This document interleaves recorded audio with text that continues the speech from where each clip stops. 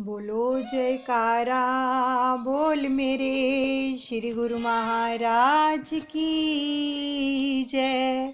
दयालु श्री परमहंस दयाले जी महाराज की जय। एकाग्रचित होकर दादा गुरुदेव जी का ध्यान करेंगे। उनके श्री चरण कमलों में बैठकर हम श्रवण करेंगे श्री अमर ज्योति ग्रंथ जी का पाठ, उसके साथ ही मेडिटेशन। आंखें सभी की बंद रहेंगी। हीरे देवी राजो मेरे दादा गुरु प्यारे, अरे जी करूं मैं दाता दर पे तुम्हारे।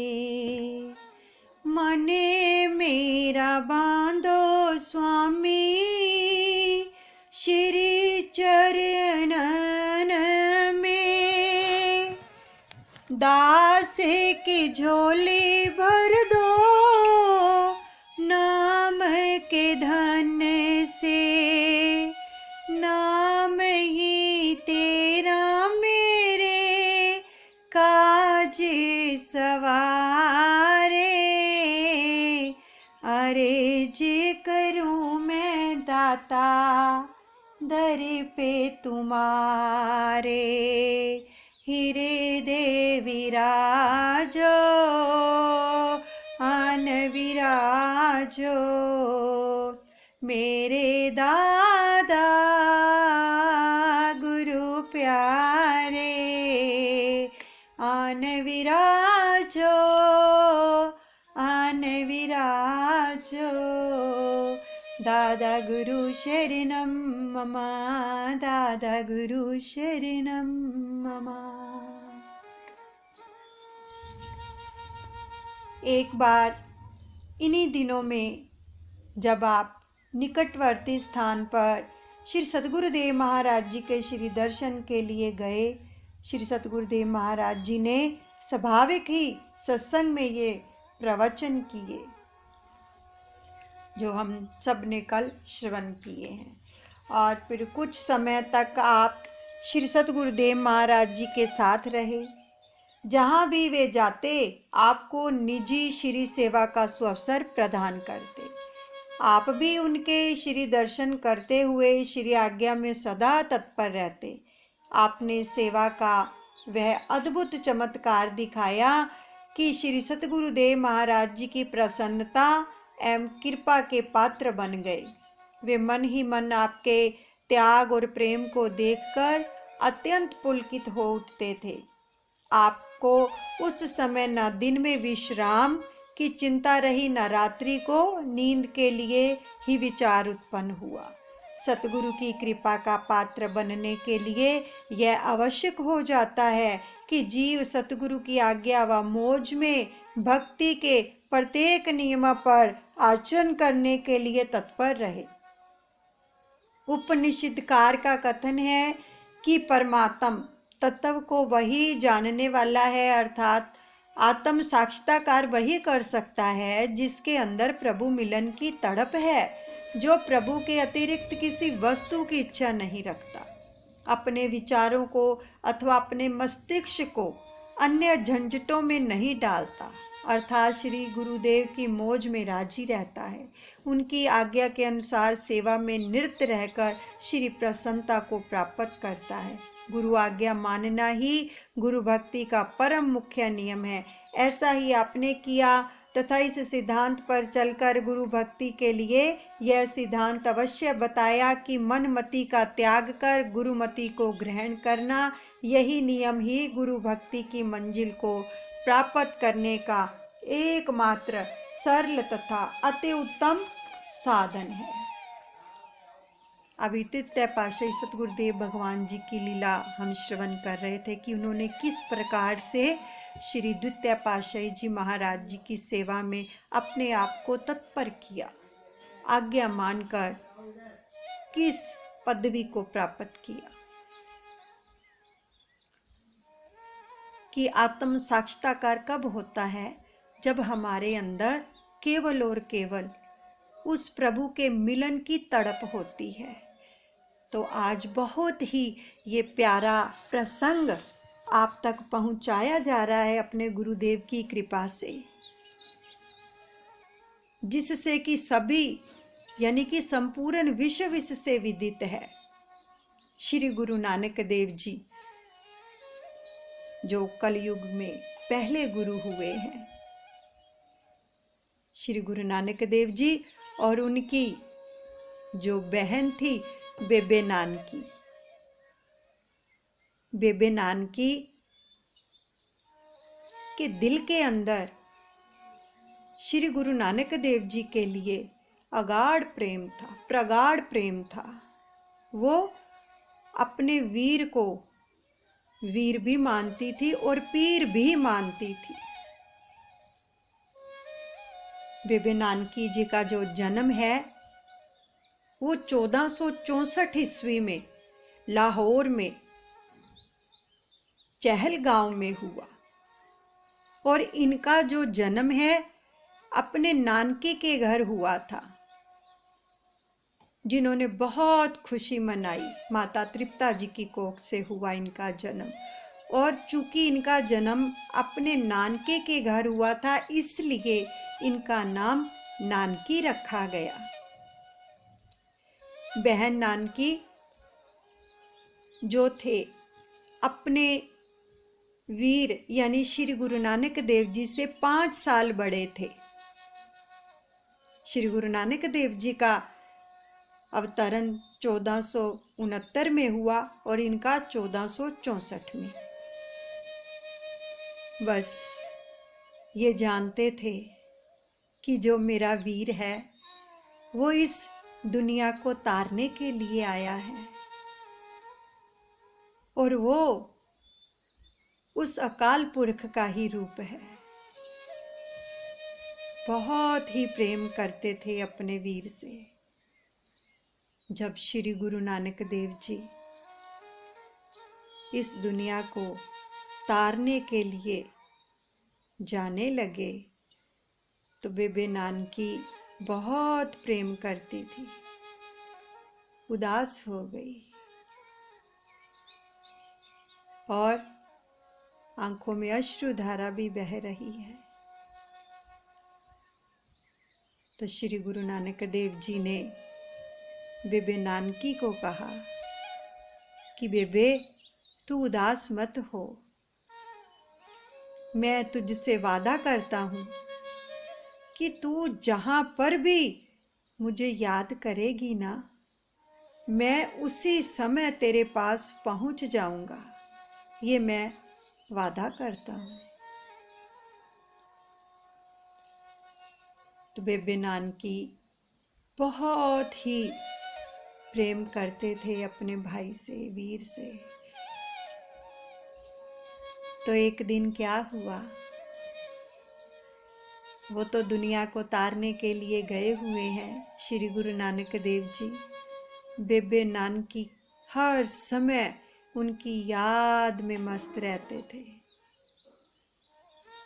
सभी ने ये देखा भी होगा, जब हम किसी भी गुरुद्वारे में जाते हैं, बाहर जो दुकान लगी होती है उसके अंदर छोटे छोटे स्वरूप पड़े होते हैं, जिसके अंदर बेबे नानकी फुल्का बना रही है और श्री गुरु नानक देव जी भोग लगा रहे हैं पास में बैठकर।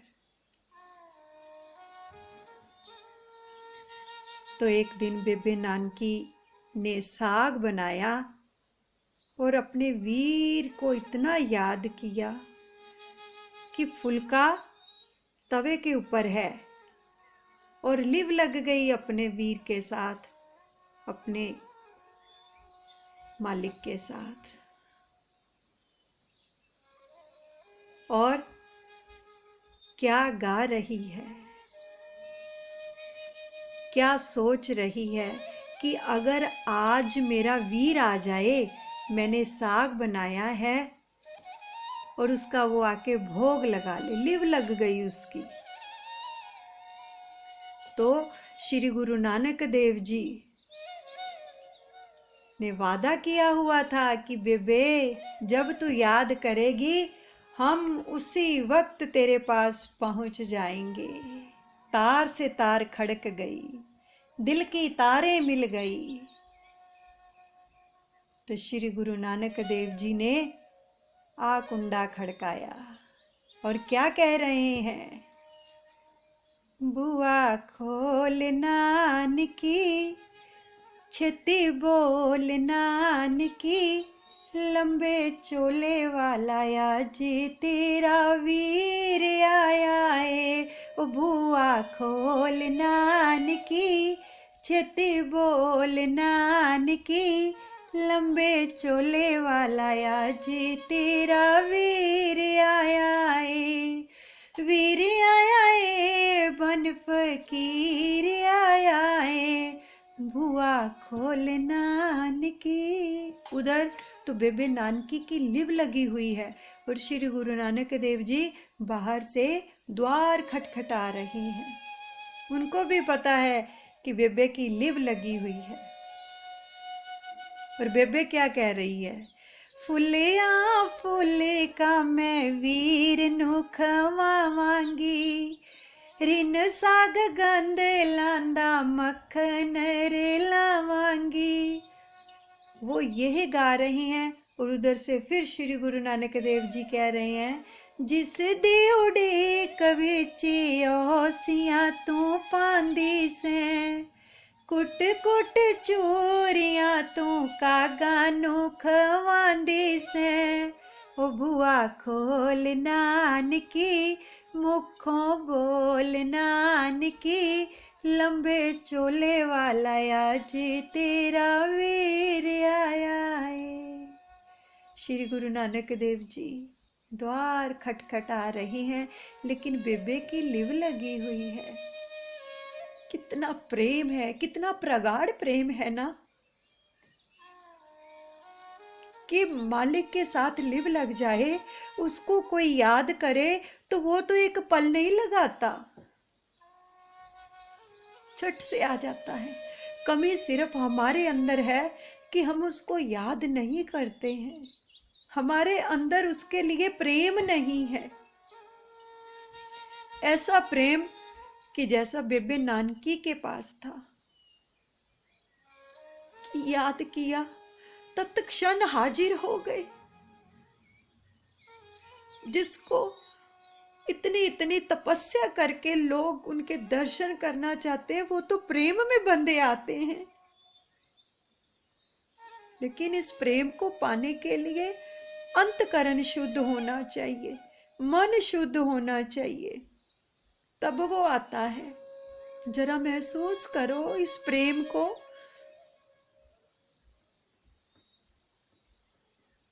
तो उसके बाद श्री गुरु नानक देव जी ने देखा कि बेबे की तो लिव ही नहीं टूट रही है।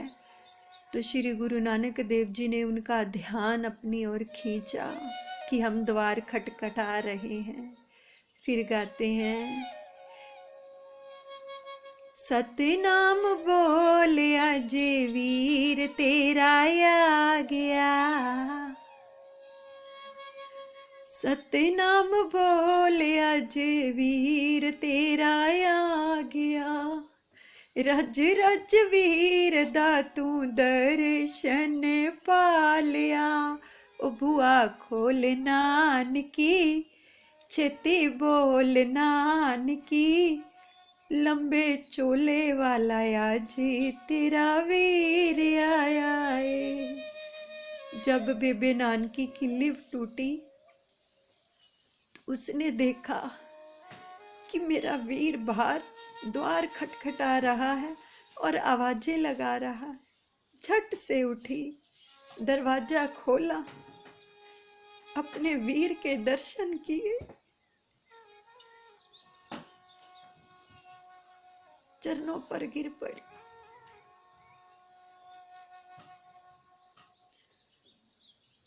और गुरु साहिब अंदर आए। फिर उसने जो फुलका बनाया था जो साग बनाया था उसका बड़े प्रेम से भोग लगाया कि बेबे तू मुझे याद कर रही थी, देख मैं आ गया। ये होता है प्रेम। आज मांगो अपने सतगुरु से कि ऐसा प्रेम हमारे अंदर भी भर दो कि हम जब भी आपको याद करें आप तुरंत आ जाओ दर्शन देने के लिए। ये सारे जो भक्तों के चरित्र हैं ये हमें भक्ति में अग्रसर होने के लिए प्रेरित करते हैं प्रेमियों। देखो कितना भाव विभोर हो जाता है प्रेमी इन चरित्रों को सुनकर पढ़कर। यह है भक्ति, प्रेमा भक्ति, जिसके अंदर भगवान बंधे चले आते हैं अपने प्रेमी के लिए, और प्रेमी फिर प्रेम में जो कहता है वो ही करते हैं। देखो सच में वो नज़ारा देखो अपनी आंखों के सामने कि श्री गुरु नानक देव जी किस प्रकार जमीन पर बैठकर ही फुलके का भोग लगा रहे हैं साग के साथ। यह है प्रेम, इसको कहते हैं प्रेम। जैसे हमारे श्री परमहंस दयाल दादा गुरुदेव जी जब भ्रमण कर रहे थे तो रास्ते में उनको कुम्हार मिल गया था जो अपने घर ले गया था। तो दादा गुरुदेव जमीन पर ही बैठ गए थे और बाजरे की मोटी मोटी 4 रोटियां उसने दी और प्रेम में वो खा गए, जबकि घर में बिल्कुल थोड़ा सा भोग लेते थे और साथ में छाछ भी। ये क्या है? ये प्रेमी के प्रेम की बात है। बस प्रेम तभी मिलेगा जब हम अपना अंतकरण शुद्ध करेंगे, नहीं तो वो प्यारा नहीं आएगा। तो उसके बाद देखो बेबे नानकी के ऊपर इतनी कृपा थी, 54 साल वो अपने वीर श्री गुरु नानक देव जी के संग में रहे हैं। उनका साथ मिला अपने वीर का उनको 54 साल के जब हो गए तो श्री गुरु नानक देव जी बेबे नानकी के घर गए हुए थे और जब वापस आने लगे ना अपने घर तो बेबे नानकी ने सारी जिंदगी उनसे कुछ नहीं मांगा, बिल्कुल कुछ भी नहीं मांगा। प्रेम ही इतना था। जो प्रेमी है ना वो अपने प्रीतम से केवल प्रेम की ही मांग करता है, उसको और किसी चीज की इच्छा नहीं होती है, क्योंकि प्रेम के अंदर ही प्रभु उसको सब कुछ प्रदान कर देते हैं अपने प्रेमी को। तो बेबे नानकी ने कहा कि वीरा अभी मत जा, मैंने तुमसे सारी जिंदगी कुछ नहीं मांगा, लेकिन आज एक चीज मांग रही हूं, इनकार मत करना। तो श्री गुरु नानक देव जी अपनी बेबे नानकी से बहुत प्रेम करते थे।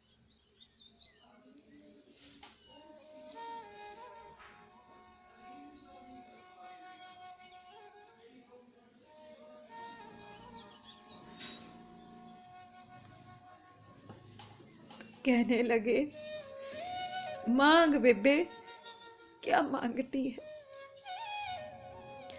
बेबे नानकी जी कहने लगी कि वीरा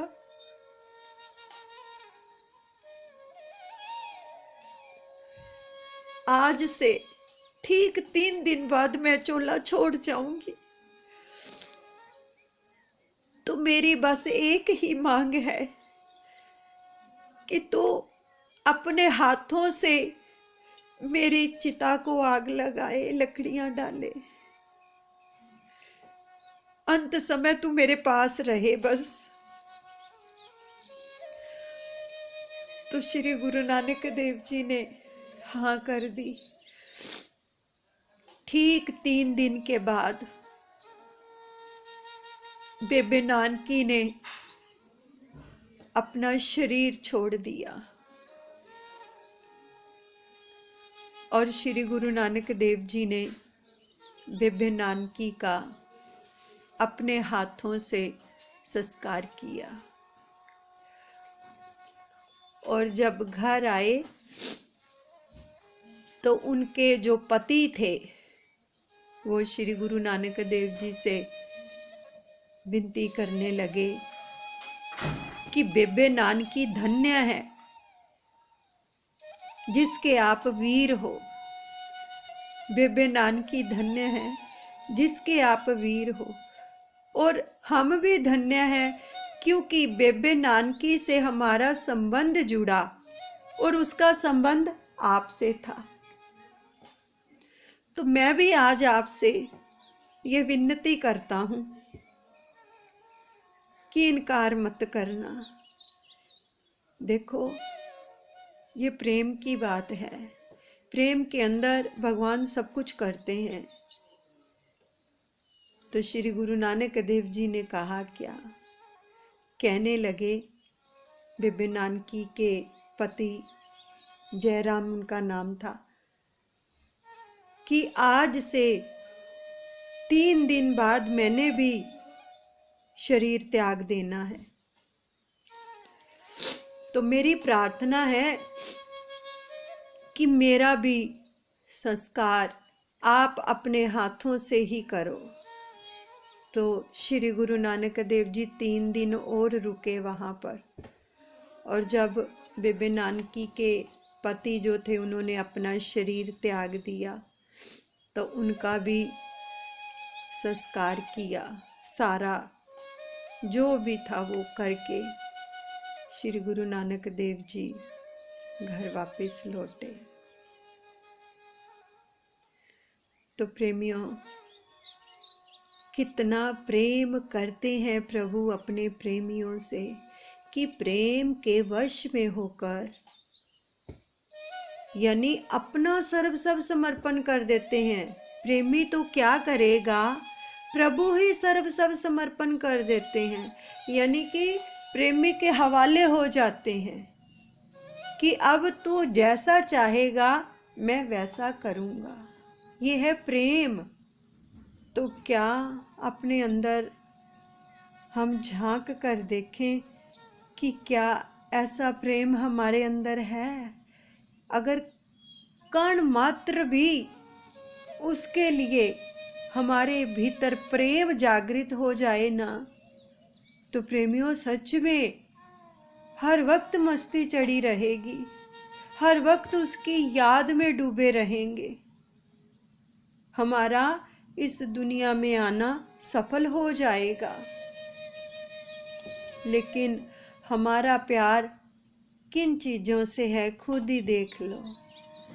दुनियावी पदार्थों से, दुनियावी लोगों से।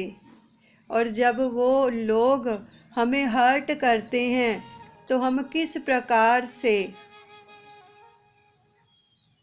नेगेटिविटी से भर जाते हैं, नकारात्मकता से भर जाते हैं।